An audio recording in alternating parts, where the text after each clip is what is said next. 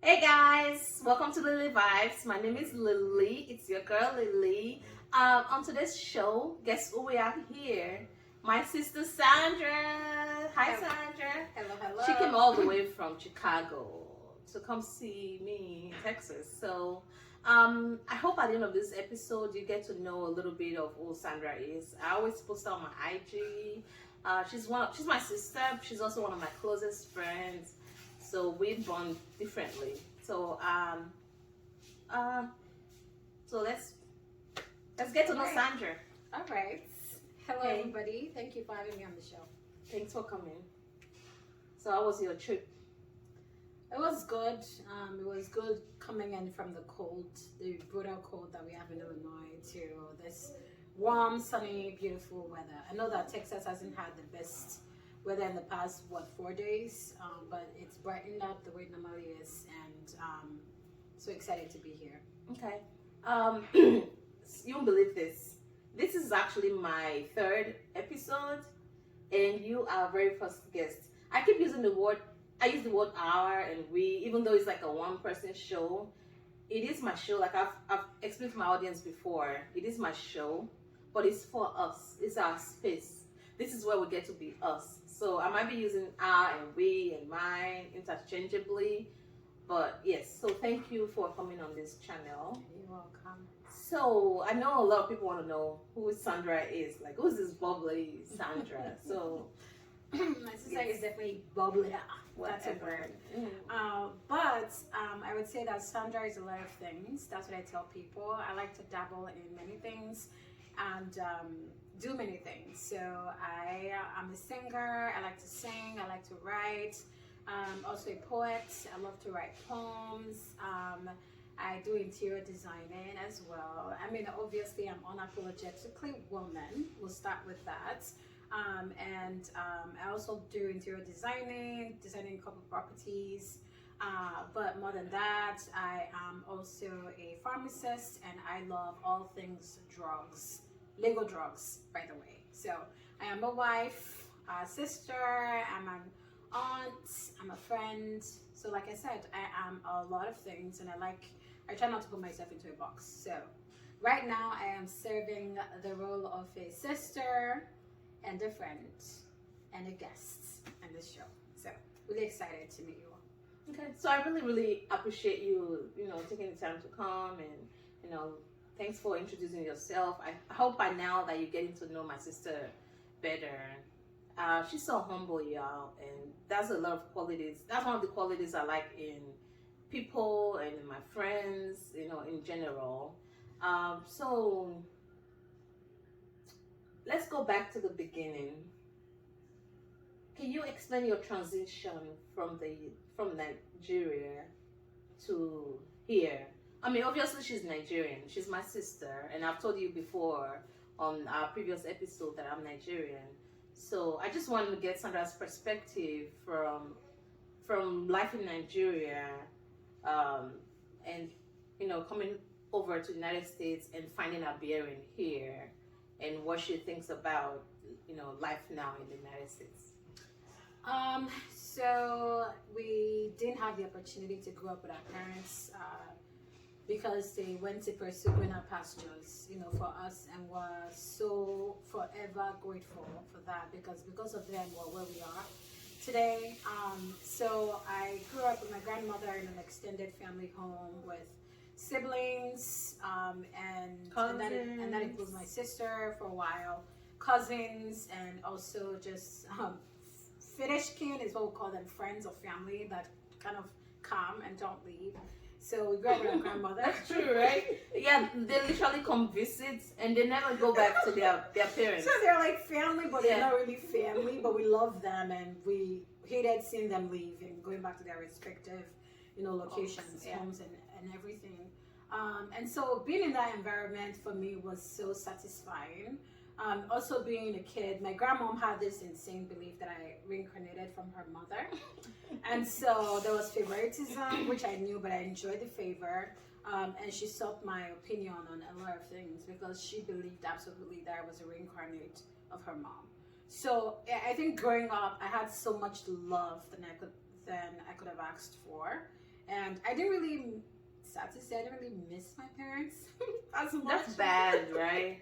That's, you know what? I feel like you just gave. I'm sorry to cut you. It's Don't okay. continue. It's okay. I feel like you just gave two topics for future episodes. One is gonna be about reincarnation and see what people's beliefs are about reincarnation, and then two, it's gonna be for parents and for families that let their child go live, stay with someone else while they live to go pursue. Yeah. So I just want to get people's thoughts on that. So that will be a future episode. Just not to digress, we're gonna come back to Sandra and let her continue our beautiful story. Yeah, so absolutely, my sister. Like I said earlier, I didn't feel unloved or anything. I felt my childhood was great. I played a lot outside, and my grandmom was always there. She used to buy me malts every day to study because I enjoyed reading a lot. And so I think I would say, even though it wasn't a typical childhood with mom and dad at home, I still enjoyed that love.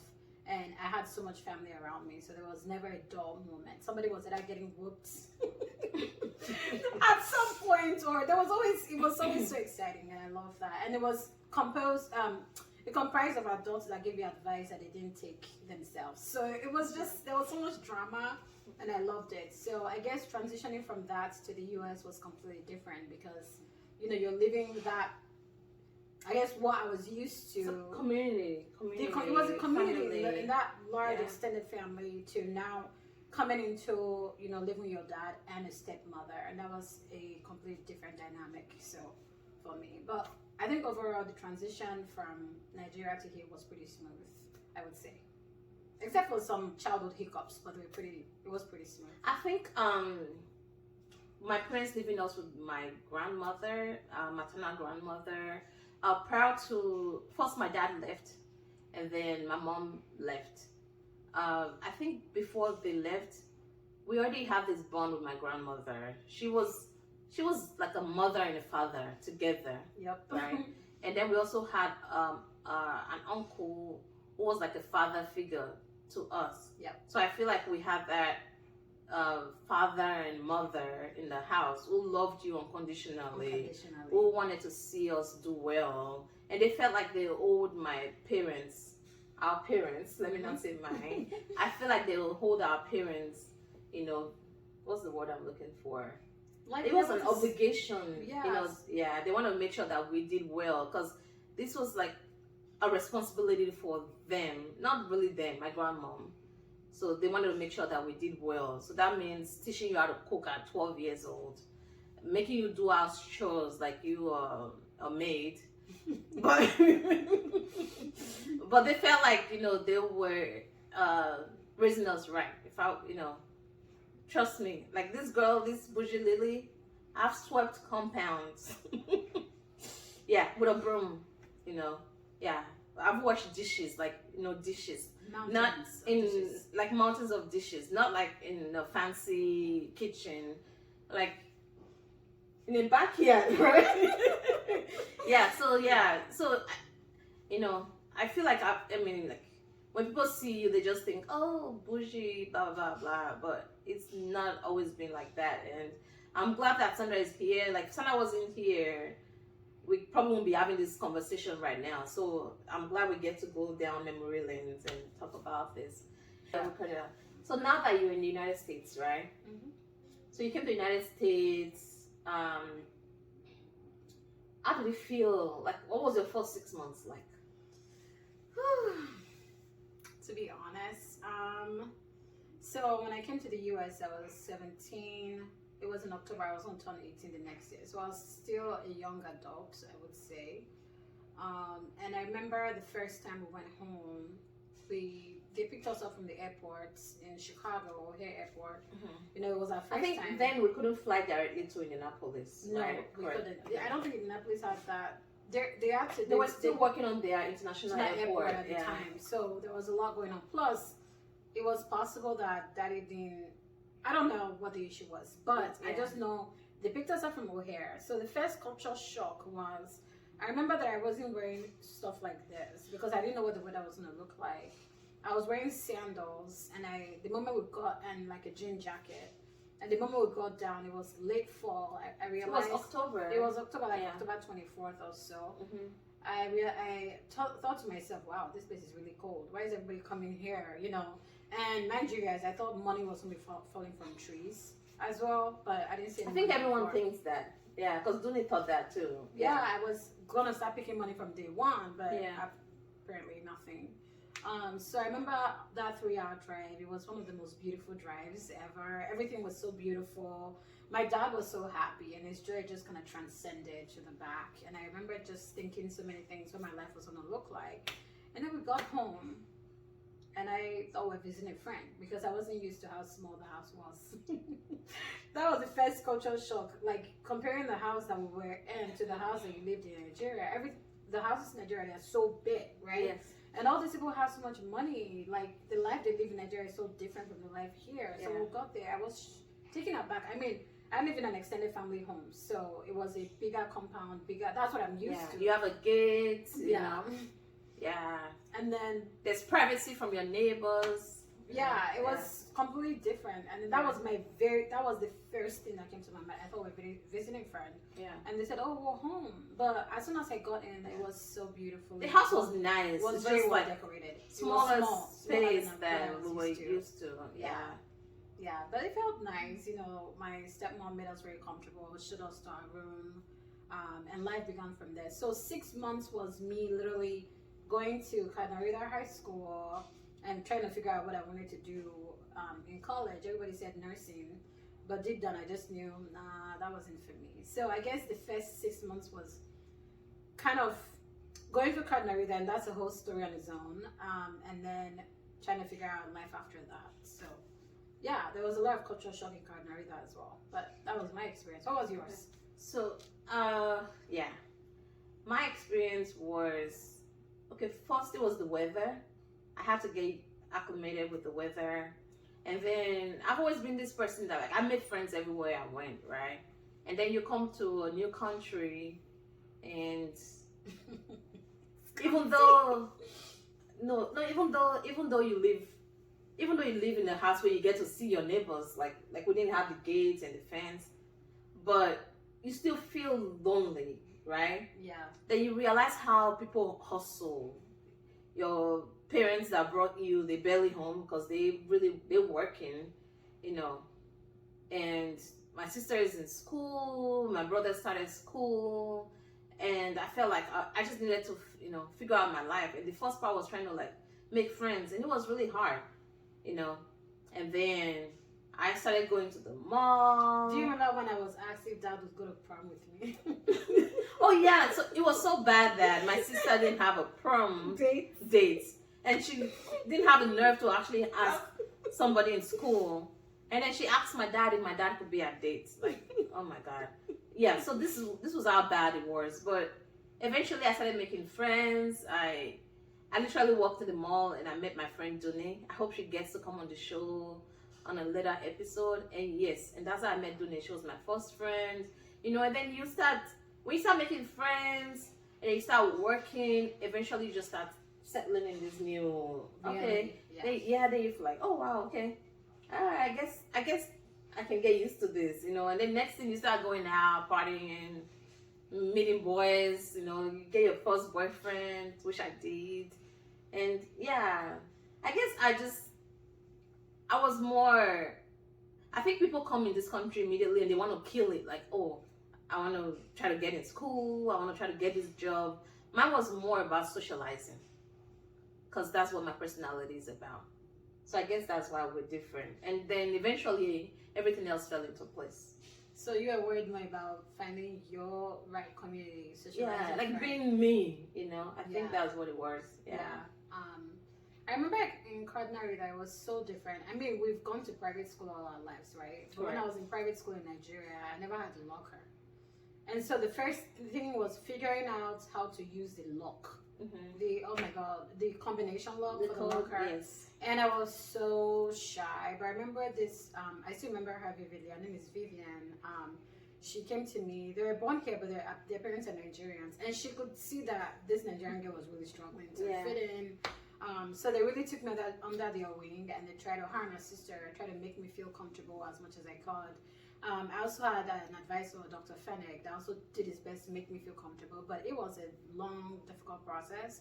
I would say that fitting in and feeling comfortable was hard, but passing the classes was not. Like, I got A's in the classes. That was easy for me. Okay. It was the life part. Because you already used to the educational part in that was Nigeria. easy. That was easy. Read and take exams. That was easy. But I realized then that school wasn't just about passing exams. It was passing in life. And passing in life encompasses so many different things. It's knowing how to talk to people. It's knowing how to stand up for yourself. And I was literally failing at that when I first started Canarina. But I was getting A's, and a lot of people were jealous of that, you know. But so yeah. So I guess comparing then to now, it's like a really stark difference. So okay. So it's been how many years now since you've been here? I stopped counting after 10 years. I think actually it's gonna be 15 this year. 15? It's 2023. Yeah. Oh my gosh. Because I stopped counting after 12 years. So it was easy to count 10 years because it was literally 08 to 2018. Right, yeah. So I think by 2020, You stopped I counting. mean, and then life happened, so I just stopped counting. Yeah, I so, stopped counting. Yeah. Because even for my younger brother, he has spent most of his life here compared to the years he spent in Nigeria. So like in about 4 years, I would have spent more of my years here in America. And it's worse because I haven't gone back. So I feel like I've assimilated the culture. I'm 100%, I always will be very Nigerian, right? Correct. But a lot of this culture, the food, the way of thinking, because I came at 17, I think I've imbibed a lot of it. And some of them are good, some of them are not so great. So, yeah, I think that's what I would say. 15 years, wow, that's a long time. So, so now that you're here and you went through all this journey, you're now a clinical pharmacist. You're currently in residency. Would you say you're finally living the American dream? And I think I'm going to ask two questions in one. First of all, what is the American dream for you? And then two, would you say you're living the American dream? That's a really good question. So I remember years ago, my uncle told me that my uncle would always say, America is God's own country, you know. And I remember growing up, I wrote a poem about America, and I titled it The Land of Dreams. It is a land where talents are born and created and nurtured. It's a land that gives you opportunity to be whoever and whatever you want to be, right? I believe that the notion is that the American dream is having a nice house, you know, good shelter, a beautiful family, so a wife or husband, maybe 1 or 2 kids, a dog running around, some money in the bank, a group of friends that you can hang out with once in a while, and maybe opportunity to travel once in a while when you're able to. That's the American dream. I would still say that is a dream, right? But I think underneath all of that is the American dream really is to find happiness. Yes. That's the American dream, is to be happy. And for me, when you ask me, have you found, I used to think that I needed to have all these things to achieve the American dream, but I don't. You know, I would always tell Gable, I'm gonna buy this property, I'm gonna buy this property, because I'm thinking, I have to have these things to be considered successful. But underneath all that is like you're trying to thwart perceptions of you, of yourself, and everybody's just trying to find happiness. Right. And for some people, the American dream is not having kids because they want to travel and enjoy themselves. And for some people, the American dream is having 6 kids. So for me, the American dream, or my dream, I wouldn't call it American because I'm Nigerian, but my dream is finding happiness wherever I am and whatever I'm doing, within myself, outside of just the things that I own or I think that I have. That's America. That's my dream. I think that's what I would call my dream. Yeah, finding happiness. And will I say I've achieved that? I would say I'm happy, but I think that I'm relearning what happiness is, because you've been brainwashed with this idea of you have to get this ABC in order to say you're happy. And I kind of let that sink in, but it's not true. So I'm relearning and reteaching myself what happiness means. I can never get happiness outside of myself. That's what I believe. There are things that temporarily make me happy. A new car will make you happy for sure for a little bit. Temporarily. Yeah. Yes. And then if there's something that you need to fix deep down, it's still gonna be there. So we always think we want to get all these things to make us happy. And yes, they'll move the pendulum of happiness for a little bit, but it comes right back if you don't. So I am re-teaching and relearning what happiness is, and for me, that's the American dream. For me, Okay. Yeah. I think prior to now, I've always been a happy person. I like being bubbly, and I think a part of my happiness was also accumulating all Yep. this material stuff, right? Yeah. Like if you go to my closet, the red bottoms are there, the Louis Vuitton. Like I probably have more shoes. I mean, I won't say probably. I have more shoes You have a boutique. She has a boutique. than the average person, right? Yeah. And then life happens to you, and then you realize that happiness is way more than the little things. Like you start finding happiness in quality friendships, in family. You realize when you have good health, you have everything. Yeah, you might have everything, and when you have this terminal illness, Right. then Right. then you realize all these things don't matter. Go ask a father who's lost their child, right? Ask them what they would give to get their child back. They'll tell you, "Oh, I want all the Lamborghinis gone. If I can just have, not even have their child back, if they can just have one moment to be with that child again." So happiness for me is spending quality time with the people that I truly care about. I mean, that's not to say don't hustle, because I think that being able to, acquire what you need to make your life a little bit more comfortable is Yeah. really important. But that's comfort. Comfort right? is really Okay. important, Okay. right? You can have a mansion and you can have a simple 3-bedroom. They both provide shelter. As long as you have a TV, you have beds, a comfortable bed to sleep on. There's security. You have a security system, right?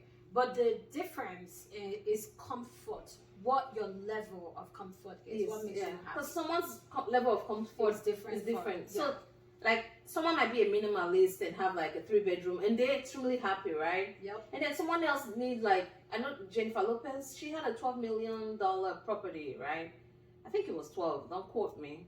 But that was also comfort for her. Yeah, which is okay. Which is Like, okay. do not make somebody feel Exactly. bad for their Just because you taste. have your 3-bedroom and you're happy, don't look at someone with 12 like And be million. like, Like, oh, what are they what are they trying to prove? That is not what I'm saying at all. Yeah. Yeah. As long as, and also if you have your 3-bedroom apartment, but now you're like looking at this other person and trying to be like, oh, why can't I get this? What do they have? Are they better than me? And I can get this 4-bedroom apartment. Yeah. So everyone is different.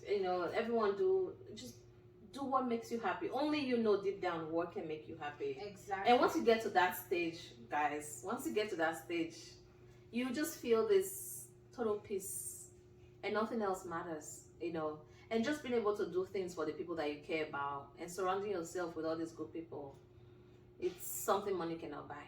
I would say that, residency is very tough, very challenging. I went from, you go from like 4th year pharmacy school where you're not, you're working maybe every other weekend, but you're also spending more time studying this is non-stop. It can consume your entire life. You're working 12 days on, 2 days off. And then even when you come back home, like your time is so limited. And I'm not gonna lie, it can be depressing sometimes, and I felt like, oh my god, I'm not happy. I'm going to be happy when I'm done. I've always projected, okay, my happiness is going to start in July. I know. I think Right? I think a lot of people they make that mistake, right? Okay, not just a lot of people. Most We of all do. us, yeah.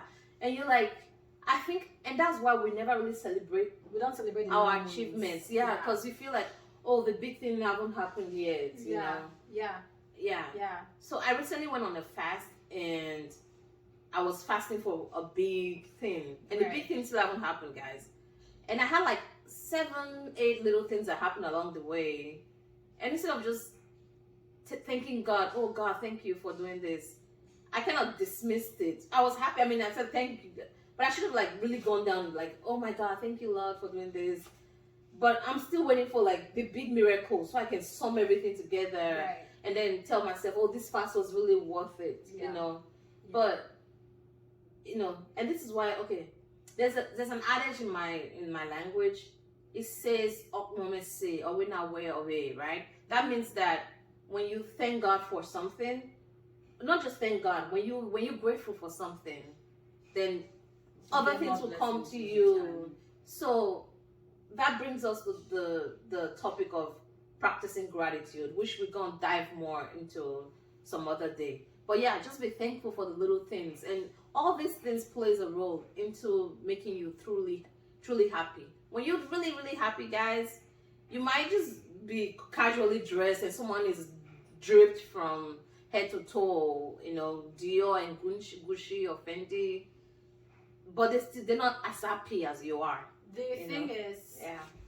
there's a light about you that is just real and pure. When you're happy. You know, I always tell my husband, I don't want to look happy outside or fake being happy, right? Mm-hmm. I don't need. I mean, I love material things. You know, I like material of course, things. I do. Yeah. But I don't want to have to use them to have this facade of happiness outside. I said when we treat each other well on the inside, it just radiates. There's nothing to prove to anybody. It radiates. It just radiates naturally, and that's not even with marriage. That's also like just in my life in general. Because like I said before, I used to think, okay, happiness is going to start in July when I'm less busy, when I'm not doing 500,000 things at the same time. Mm-hmm. However, I realized that I went on a 1 hour date with Gabe, you know, like a date night. We squeezed in 1 hour. It was so beautiful. It was, you know, I was in the moment because I'm like, once I get out of here, I have to go do this. So I was in the moment and I was so happy. I went on a 2 hour date with a friend of mine, and we were in the moment, we put our phones away, we enjoyed it. It was so refreshing. And I'm like, I don't have to. It's not about spending 5 hours with you. It's about spending a quality 30 minutes with you. So I can find happiness. So I'm learning to find happiness In the where now. I'm at right now. When I was getting on the plane to come here, I was so happy. I'm like, I know it's just a short weekend, but I'm going to make the most out of this short weekend. I'm present. So happiness is about being present and being grateful. So I'm grateful for this moment. Because when I go back, I know I'm going back, and I'm very conscious of the fact that I'm going back to my work, busy work. But every little moment that I have, I stay grateful and happy and present. So I'm not waiting for July to find happiness anymore. Thank you. It's there. I just have to find pockets of moments and celebrate those. That's what I've been practicing and building. Thank you. And the thing is, let me just add to what Sandra said, right? When you wait for a particular thing to happen, to be truly happy, guess what? That thing will happen, and you won't even remember that it happened. Because by the time the thing happens, you're waiting for the next thing. Already. And guess what? Happiness will never come. Because you're always like hustling for the next source of happiness. And we're not putting anything or whatever on material stuff. This girl right here, I love material stuff. We're just saying, be you, do what makes you happy. My happiness might be making sure I'm extravagantly dressed because I'm an extra person, and I want to do that. And if that makes you uncomfortable, I'm sorry, but that's sorry. We're not sorry. Okay, you know what? Actually, I'm not sorry. Let me start practicing what Sandra said.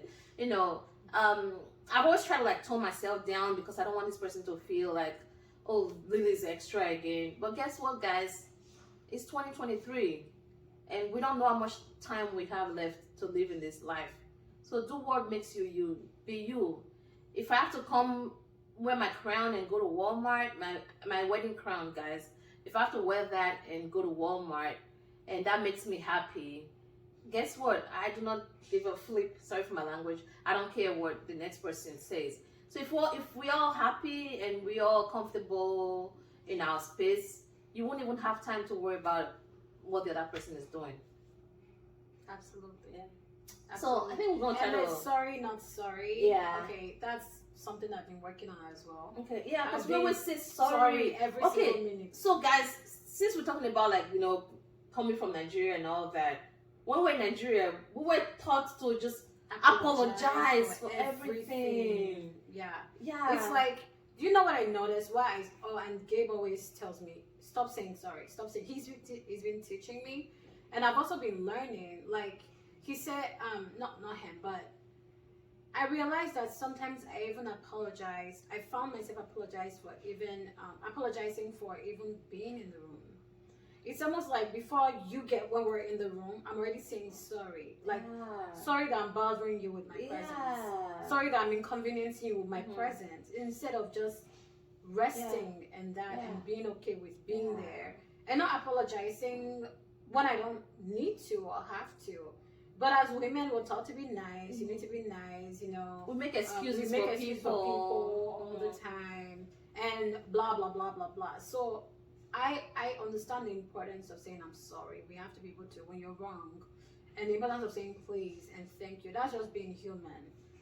But I have learned to stop apologizing when I don't want to. Okay. If I don't mean to and I don't want to and I don't think I'm wrong, I would not apologize, because even at work, I'm very conscious of it. Even when because a little bit of it is also insecurity too, right? You write a paper and you submit it, and you're already thinking, "Oh my God, I know they're gonna say this is bad, this is bad, this is bad," and then you're going through. And I talked to a friend about this. You're going through presenting whatever you have written, and you, even within the first page, you've apologized like 5 times. I had to catch myself. Why am I apologizing? If you guys want to tell me that it's bad, we can just wait till the end and you can give me feedback. But me apologizing is me being insecure and already feeling like I've already lost. I'm already feeling like, well, what I'm given is not good enough. Correct. But I've seen what other people have given, and it's not even that great. You know what I mean? Yeah. But it's like we work there. At the moment I get in the room, I'm already sorry. Yeah. No, I've been learning. And that's their job. Let them do their job, right? Yeah, you want to give me feedback. Please give me feedback. Yeah, and that makes me better, because now I get to go work on myself. Exactly. But not being, even with friends. Yeah. When you don't want to be sorry, I'm very conscious. Or apologizing for someone else's mistake. I'm right? not, exactly. Or making excuses. Like, no, you know, we need to. It's, I think, not being sorry helps you with creating healthy boundaries. Yeah. It's not pride. It's not pride. It's just knowing your worth as an individual. Absolutely. Yeah. Absolutely. Yeah. So it's helping me. I also I'm not trying to say, oh, never say sorry to anybody. Like, you know, nobody's perfect. I've said sorry to my brother before. I've said sorry. If I hurt you genuinely, I'm sorry, you know. But you also want to know not to apologize for being in the room, for having a say. Yeah, because people start expecting you to apologize, or your apology has no meaning. Either it goes either way. You're either expected to apologize all the time, or your apologies mean nothing at that point, because you're always saying I'm sorry. Every little thing, I'm sorry. The spoon falls on the ground, I'm sorry. And even it's so bad that you tell someone sorry and they actually come back and tell you, "Oh, why are you apologizing? It's not your fault." Now you look stupid, because it wasn't your fault in the first place. And now I'm coming back to tell this person, I'm African, and in Africa we, somebody falls, they trip and fall, and you tell them, "Oh, I'm so sorry." It's from a good place, like you care. But so if somebody falls, right? Hey, are you okay? Oh, that's even better. Hey, are you okay? Can I help you? Yeah. I am not sorry. I did not put a stubborn block. Yeah, because you might actually get in trouble one day, because versus start thinking, they push me. They push you. Right? Yeah. Right. It's also I feel like it also ties a little bit with codependency, which is something I have had to work through to be a better person. So because we're empaths, right? I think it makes it worse. When you're an empath, you take so much of people's You're always emotions. worrying about people. You're always worrying about everybody else. And you feel sorry for them. You want to absorb their pain. Yeah. And I still do feel sorry for people, and I still want to be there for them. But I've been learning, and I've learned over the years to understand that you are, and this is even in my relationship, when Gabe is having a bad day, I'm still learning to be better, like with business or something. I didn't cause it. This is just normal. This is part of life. Things that happen. Yeah. This happens. I want to be there for you and to support you, but I'm not going to be sorry or to make myself feel bad all day because of what happened to you. Yeah. It's about setting healthy boundaries. Like, you can be there for people without absorbing all of their problems and all of their pain, or feeling like you're sorry or you wish there was something you could do. Sometimes there's nothing you can do. Yeah. And just let them kind of handle whatever is going on. And it's always gonna be a new day next day, and it's a new day to start better. It's a new day to be better. So we're not. I feel like we've been here longer than we thought we will be. Yeah. I'm just gonna try to wrap this up because I feel like not feel. Sandra and I, we can talk all day. So we're just gonna try to wrap it up because she has a flight to catch in a couple hours. Yeah. I really thank you for coming today. What's the future looking like for you? Exciting, to be honest. I am so thankful to God for, okay, I'm gonna say this. We're not gonna dwell on it, Okay. Because I feel like it'll lead into another topic. But Okay. when I was on the flight coming in, I started thinking, I realized I've never been able to fit in anywhere. Okay. The only time I remember fitting in somewhere was growing up in Nigeria in my childhood and fitting in my friend group in Nigeria. In church. Yeah. That was the only time I ever fit in. But since then, I'm 31 years old. I can tell you honestly, I have never felt like I fit in anywhere. Not in the house that I grew up in, like at Medford. In friend groups that I've tried to be in, I never fit in. There was something always. Maybe it was me. I don't know. Sense of belongingness was never there. There was something always odd and different about me, and I've always struggled to fit in. And even when I'm in places, I can feel that there's this awkwardness about me. And I started asking myself, okay, why? But with friendships with people individually, I'm really good at.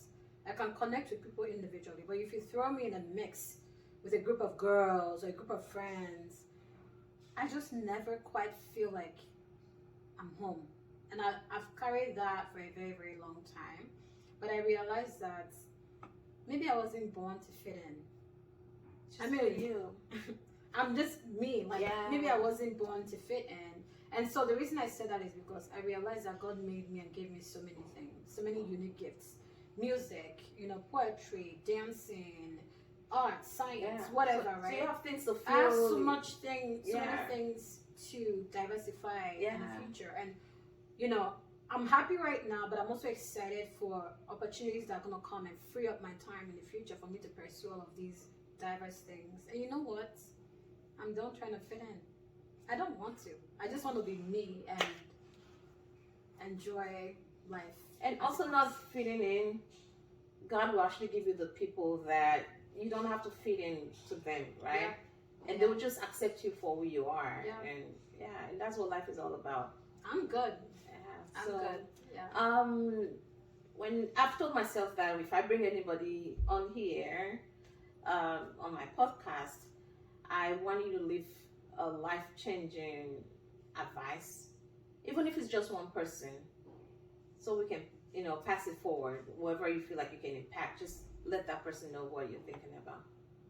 I think the overarching thing, because there's an epidemic of loneliness in America, and I think it stems from a lot of what we see on social media. Things are glamorized.